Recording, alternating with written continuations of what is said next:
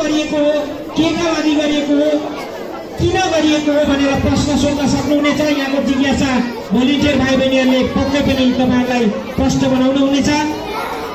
र सँगसँगै चिन्ता नगर्नुहोस्, हेरेर आँखा तपाईको चाहिँ गल्यो भने यहाँ एक्साइटिङ गेमहरु पनि छन्, गेम खेलेर जानु होला, पुरस्कार पनि जितेर जानु होला।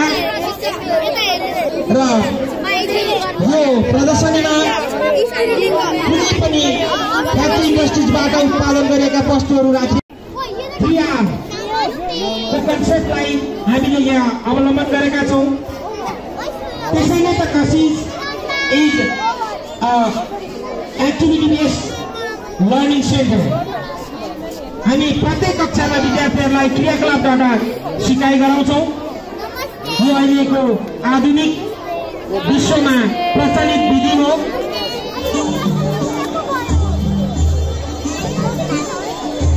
कुनै पनि साइड यहाँहरूले अब्जर्भेसन गर्न नछुटोस्। पछाडिपट्टि हाम्रो आर्ट ग्यालरी छ। यी तपाईहरुकै भाइ बहिनीहरूले, तपाईहरुकै छोरा नानी बाबुले बनाएका आर्टहरू राखिएको छ।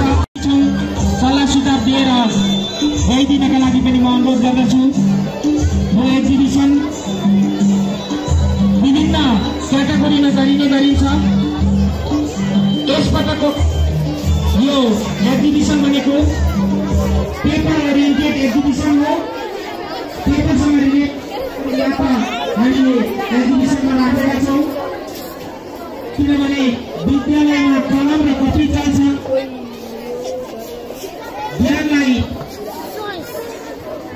कलमको माध्यमबाट एउटा पेपरमा उजागर गर्ने ठाउँ हो। त्यसैले यी एक्जिबिसनका हरेक वस्तुहरू यहाँले पढ्न सक्नुहुनेछ, नजिकबाट निहाल्न सक्नुहुनेछ। र यो कला, यो क्षमतालाई तपाईले आफ्नो घरमा आफ्नो नानी बाबुलाई पनि सामान्य व्यवस्थापनबाट उनीहरूलाई यो अहिलेको आधुनिक समयले ल्याएको परिकारको जुन एडिक्सन छ त्यो एडिक्सनबाट छुटाउन सक्नुहुनेछ। किनभने हाम्रा नानी बाबुहरूलाई त्यो अवसर र सुविधा नदिएकै कारणले गर्दाखेरि अहिले हाम्रा नानी बाबुहरू घरमा बढीभन्दा बढी मोबाइल खोज्छन्, बढीभन्दा बढी समय टिभीमा बिताउन खोज्छन्। त्यो ठाउँलाई डिस्प्लेस गर्नका लागि तपाईले यो आजको एक्जिबिसनबाट केही न केही कुरा तपाईमा परिवर्तन आओस् भन्ने हाम्रो आजको कार्यक्रमको मूल उद्देश्य पनि हो। उपस्थित सम्पूर्ण अभिभावकज्यूहरू, तपाईहरुले आफ्नो गाउँ समाजमा पनि पुर्याइदिनुहोस्। आफ्नो टोल छिमेकमा कोही अहिले आउन चाहनुहुन्छ भने हाम्रो 10 बजेबाट सुरुवात भएको यो एक्जिबिसन 1 बजेसम्म सञ्चालन हुनेछ।